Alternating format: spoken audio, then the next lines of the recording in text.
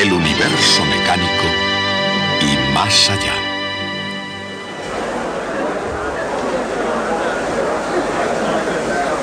Capacidad y potencial. Hoy quisiera contarles la historia de un accidente que le ocurrió a un tal profesor Musschenbroek.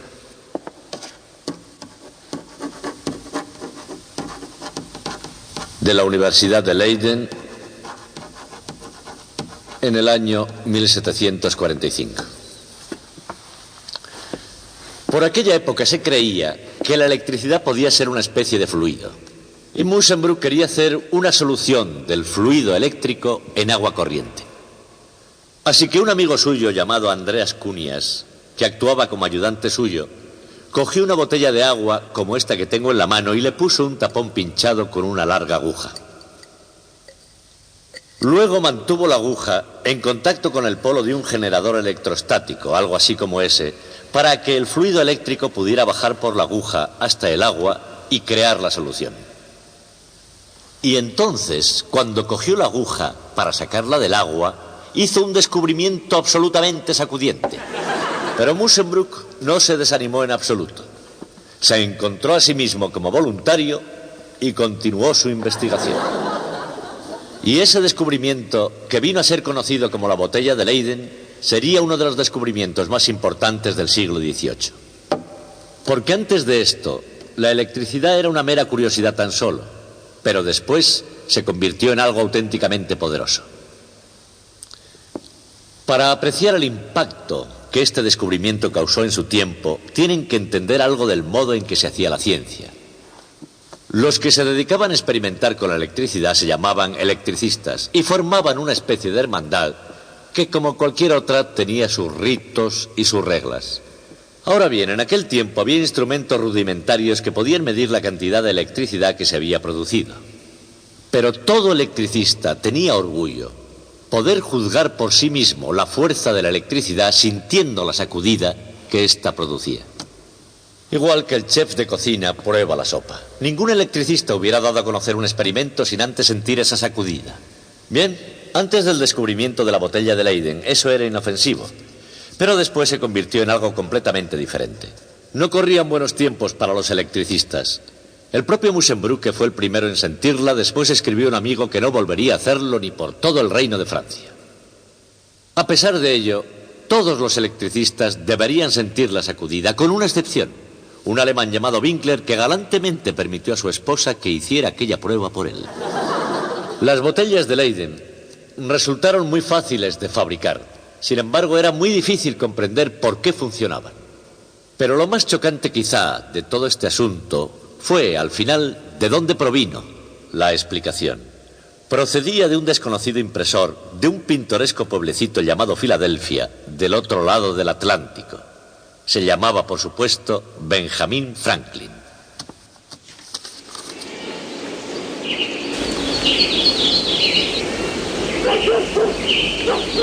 En su tiempo, era conocido por sus compatriotas como el más sabio y más mundano que las recientes colonias podían ofrecer. En Inglaterra y Francia era una figura legendaria y enormemente popular. Hoy en día le recordamos como un hombre de Estado que se interesaba también por la ciencia. De hecho, era un jugador serio y muy importante en la historia de la ciencia. Y el que fuera con mucho su más importante trabajo científico tuvo que ver con la electricidad. A finales del siglo XVIII, la gente por todo el mundo estaba fascinada con el fenómeno de la electricidad. Dicen que en Japón la gente formó una larga hilera, cogidos todos de la mano, y por último un valiente tocó algo llamado condensador. Desde luego, puede que eso solo haya sido un rumor, porque en los días en que Benjamin Franklin paseaba por las calles de Filadelfia, casi todo el conocimiento científico del mundo sobre la electricidad podía caber en una botella de Leyden.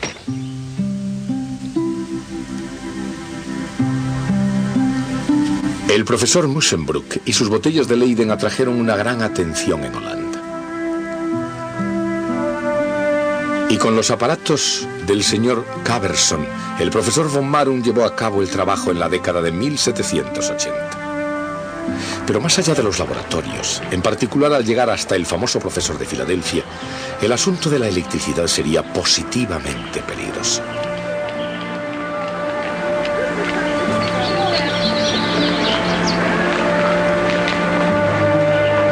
De hecho, Franklin, tratando de asar un pavo por electrocución, casi estuvo a punto de electrocutarse él mismo.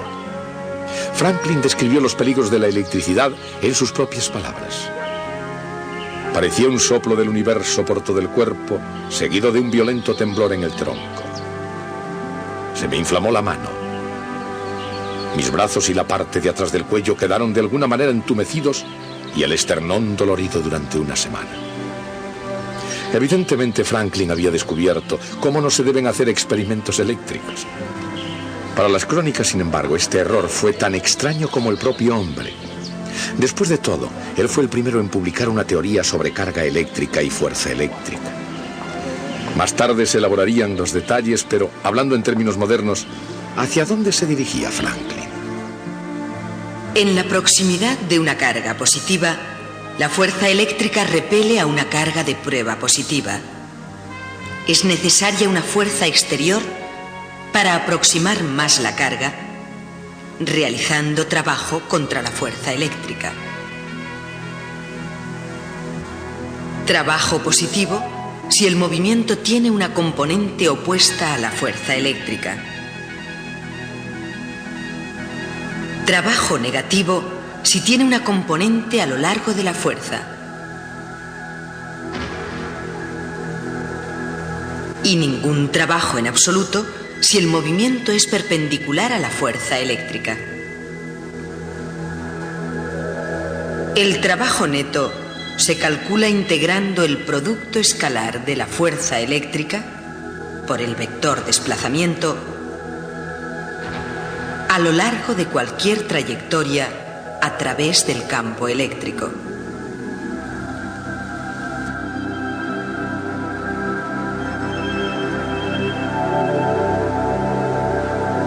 Ese trabajo neto es igual a incremento de U, el cambio en la energía potencial de la carga de prueba. Por supuesto, la fuerza eléctrica es la carga de prueba multiplicada por el campo eléctrico. Así, el cambio en la energía potencial es igual a la carga de prueba multiplicada por algo que depende solo de la trayectoria a través del campo. Ese algo, incremento de V, recibe el nombre de diferencia de potencial eléctrico y se mide en voltios. El potencial eléctrico o voltaje depende solo de la posición en el campo eléctrico. La diferencia de potencial es igual a menos la integral de E escalar diferencial de R a lo largo de cualquier trayectoria que una dos puntos.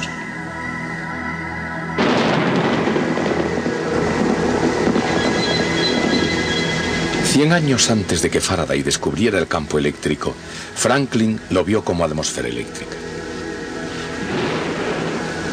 Según su teoría, la atmósfera surgía de un fluido eléctrico que penetraba todos los objetos sobre la Tierra. A su vez, todas las cosas eran como esponjas de unas especies que podían absorber el fluido eléctrico. Franklin decía que cuando un objeto absorbe demasiado fluido, está cargado positivamente de fluido eléctrico. Pero si un objeto no tiene suficiente fluido eléctrico, entonces está cargado negativamente. Decía que los objetos cargados positivamente y los objetos cargados negativamente se atraen mutuamente. Pero los objetos que están ambos cargados positivamente se repelen. Esos términos de Franklin, carga positiva y carga negativa, se utilizan todavía hoy, pero con una mejor comprensión, sus significados han cambiado. Actualmente se entiende que hay de hecho dos tipos diferentes de electricidad: carga positiva y carga negativa, y que todos los objetos en la naturaleza contienen ambos tipos. No obstante, Franklin se había dado cuenta correctamente de que la carga eléctrica es algo que nunca se crea ni se destruye, sino que meramente fluye de un objeto a otro. Esas opiniones de tan largo alcance ganaron a Franklin la aclamación como primer científico del mundo en el campo de la electricidad. Pero fue la prensa de imprimir, y no la ciencia, lo que le dio fortuna y durante el proceso extendió su fama.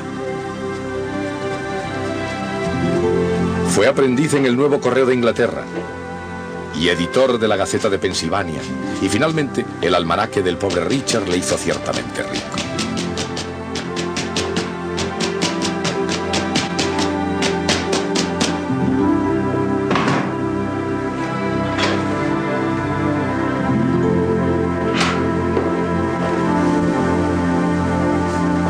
Aunque en 1748 dejó el negocio para dedicarse enteramente a la ciencia, por las venas de Franklin fluyó una buena cantidad de tinta de imprimir durante el resto de su vida. Nunca estuvo satisfecho solamente con leer y escribir los sucesos de su época.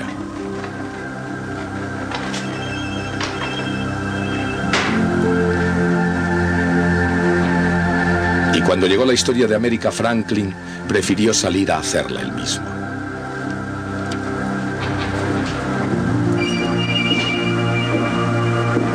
Y así como la presencia de Franklin fue importante en las colonias, en Europa era una figura completamente legendaria. Fue una figura enormemente popular en Inglaterra y Francia, profundamente admirado como hombre de Estado, como filósofo y como científico, que increíblemente había surgido de las incivilizadas colonias americanas. Fue también muy afortunado a lo largo de toda su vida. Solo unas horas antes de tener que presentar sus credenciales ante la corte de Luis XVI, se dio cuenta de que la peluca empolvada y el traje de ceremonia que le habían preparado le estaban demasiado pequeños. Franklin apareció audazmente con traje de calle y su propio pelo, y en vez de ser ridiculizado, fue inmediatamente aclamado como hijo de la naturaleza de los bosques del interior. Pero aún eso no representaba hasta dónde se extendía su fama. Se le reconocía como inventor por una serie de buenas razones. El pararrayos y la armónica de vidrio, la mecedora, la estufa de Franklin e incluso el ahorro con el cambio de hora. Otro de sus inventos fueron las bifocales, que con el tiempo se dieron a conocer con su nombre como marca de fábrica. Franklin también fue toda su vida un optimista incorregible, veía todo como si fuera un maravilloso juego. Un juego muy serio, con toda seguridad, pero también un reto de ilimitadas posibilidades.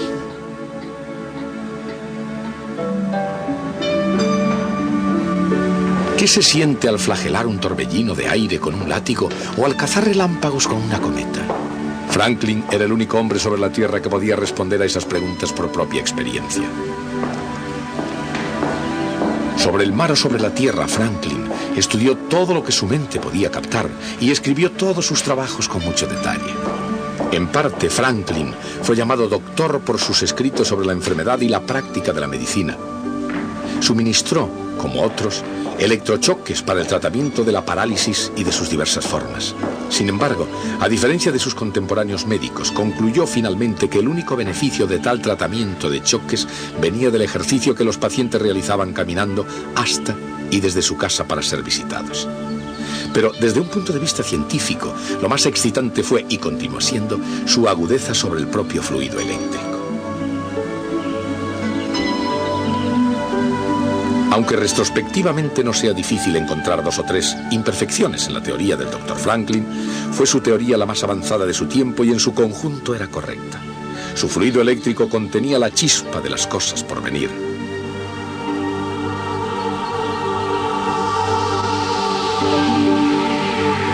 Lo que Franklin vio como atmósfera eléctrica en la actualidad y en términos modernos corresponde al campo eléctrico. Alrededor de todos los objetos dotados de una carga eléctrica neta hay un campo eléctrico. Por supuesto, si las cargas positivas y negativas de un objeto están equilibradas, el objeto es eléctricamente neutro y de hecho no produce campo eléctrico lejos.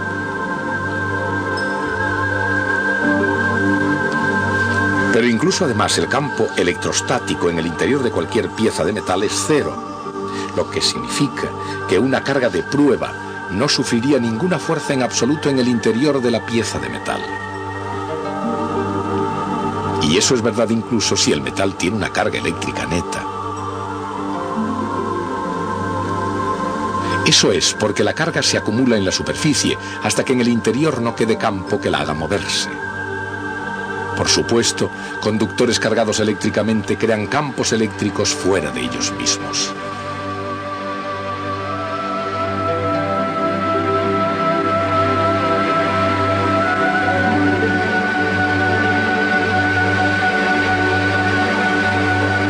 Pero en su interior no hay campo en absoluto. Y como entre dos piezas de metal cargadas eléctricamente con cargas de signo contrario hay campo eléctrico, entre ellas tiene que haber una diferencia de potencial.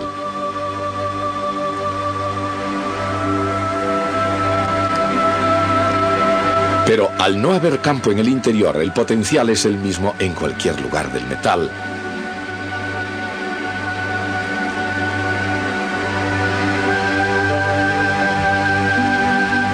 De modo que cada pieza de metal es una región de potencial constante. La diferencia de potencial entre dos piezas de metal depende de cuánta carga neta tenga cada una. La carga negativa reduce el potencial.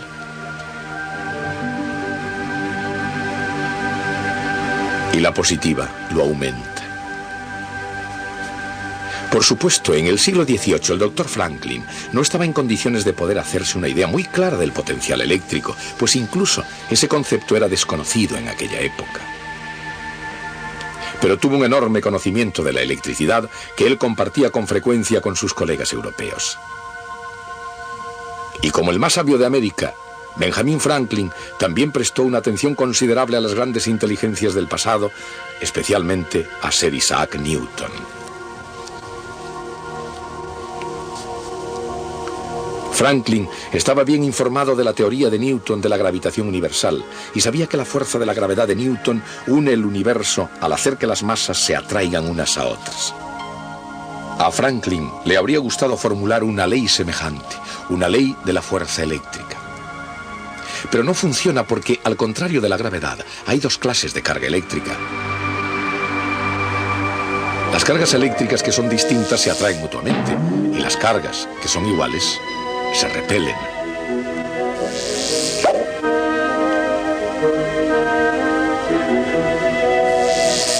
Esa es una razón por la cual una pila ordinaria tiene la capacidad de crear un campo eléctrico. Cuando se conecta una pila entre dos piezas de metal, hace que la carga fluya de una a otra hasta que la diferencia de potencial entre ambas sea igual al voltaje de la pila. Eso crea un campo eléctrico entre ellas. Cuando se dobla el voltaje, también se dobla la carga, así como la diferencia de potencial y el campo eléctrico. En general, la carga transferida es proporcional al voltaje aplicado. La constante de proporcionalidad C se llama capacidad.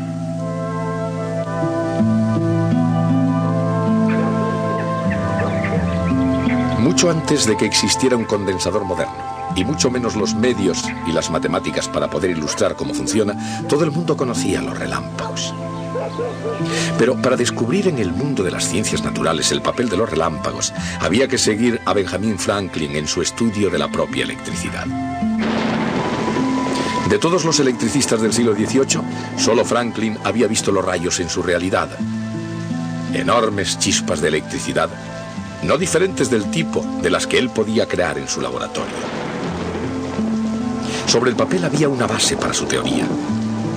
Primero se tiende una barra metálica, el pararrayos, desde el tejado de un edificio. Después se coloca un alambre junto al pararrayos. En teoría, la barra extraería algo de electricidad del cielo tormentoso y saltaría una chispa desde el metal al alambre. Estas instrucciones ya se habían impreso en Inglaterra antes del experimento. Thomas François Dalibard las había seguido al pie de la letra y a las afueras de París llevó a cabo el experimento con éxito.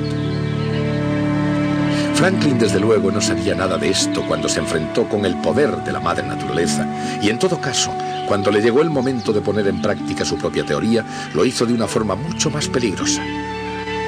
En vez de utilizar un pararrayos para atraer la electricidad del cielo, utilizó una cometa. Un simple aparato hecho con unas varillas y un pañuelo de seda, y en lugar de un alambre separado, sujetó una llave de metal a la cuerda de la cometa. En la fatídica noche del experimento observó unos hilos sueltos colgando de la cuerda de la cometa.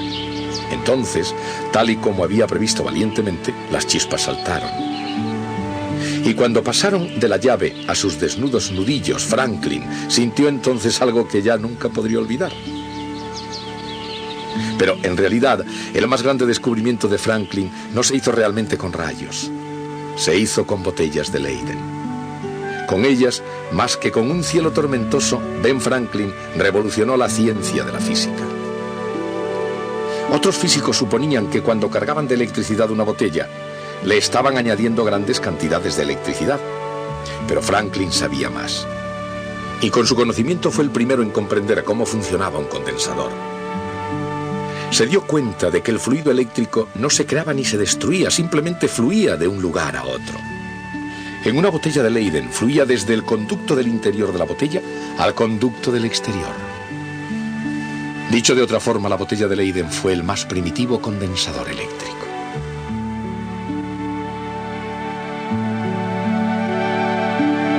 Dos piezas cualesquiera de metal pueden formar un condensador sin importar su forma. Las dos piezas de metal pueden ser las placas de un condensador de placas paralelas, o pueden ser también las partes interna y externa de una botella de Leyden. El campo eléctrico en un condensador de placas paralelas realmente se debe a las capas de cargas opuestas en las superficies de las láminas metálicas, una enfrente de la otra. El campo entre las capas es constante, y las dos capas de carga opuestas se atraen mutuamente, sosteniéndose unas a otras en su lugar. Por eso el condensador es un dispositivo tan útil. Si el voltaje se mantiene constante por una pila,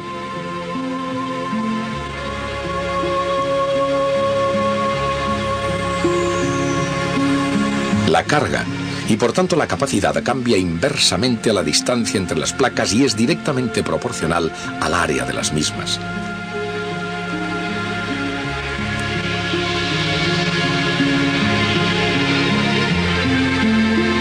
Franklin se dio cuenta de que si se conectaban los condensadores adecuadamente, crearían una capacidad mayor. Adecuadamente significaba en paralelo. Una serie de botellas de Leyden, una a continuación de otra, de hecho, creaba una capacidad más pequeña, pero un grupo de botellas de Leyden en paralelo mostraba ser una excelente combinación. Y Franklin lo llamó batería eléctrica, otro término que tiene hoy un significado diferente. Pero lo importante no es el término, es la idea. Y solamente Benjamin Franklin se dio cuenta que no se necesitaba una botella de Leyden para conservar la electricidad. Un simple par de placas de metal paralelas harían el mismo efecto. A pesar de sus inexactitudes poco frecuentes, el estudio de Franklin sobre electricidad fue un hito científico, pero aún así siempre se recordará más a Ben Franklin como un hombre de Estado y un notable funcionario público. Aquí en Filadelfia creó el primer hospital público, la primera biblioteca pública y el primer servicio de bomberos. Como delegado en el Congreso de Albany en 1754, fue tan osado como para proponer una unión de las colonias.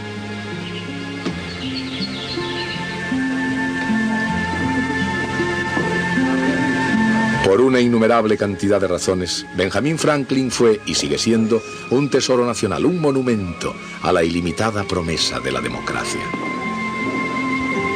En esta habitación, con el esmero de un erudito y la moderación de un estadista, fijó el curso y moldeó los ideales de una nación recién nacida. Pero como científico, Ben Franklin fue el más importante de los filósofos de las ciencias de la naturaleza. No solo entonces, sino hoy en día, por todo el mundo de la ciencia. Franklin era muy listo. Tal vez su más inteligente invento fuera el pararrayos. Pero no fue el único en inventarlo. Tenía un competidor en Inglaterra que también inventó uno, y ambos no estaban de acuerdo en un cierto detalle. Franklin pensaba que los pararrayos deberían terminar en punta, y su competidor inglés pensaba que deberían terminar en cabezas redondas. Resulta que Franklin tenía razón, era correcta su idea. Pero en aquel tiempo Estados Unidos e Inglaterra no estaban en buenas relaciones. Era la guerra de la Revolución. Y el rey Jorge III decretó que todos los pararrayos en Inglaterra deberían terminar en cabezas redondas. Lo que Jorge había intentado hacer era cambiar una ley de la naturaleza mediante un real decreto. Y por supuesto eso no se puede hacer, tiene que aprobarlo el Parlamento. Antes de la invención del pararrayos, una tormenta con truenos era un fenómeno absolutamente aterrador. No había forma de protegerse.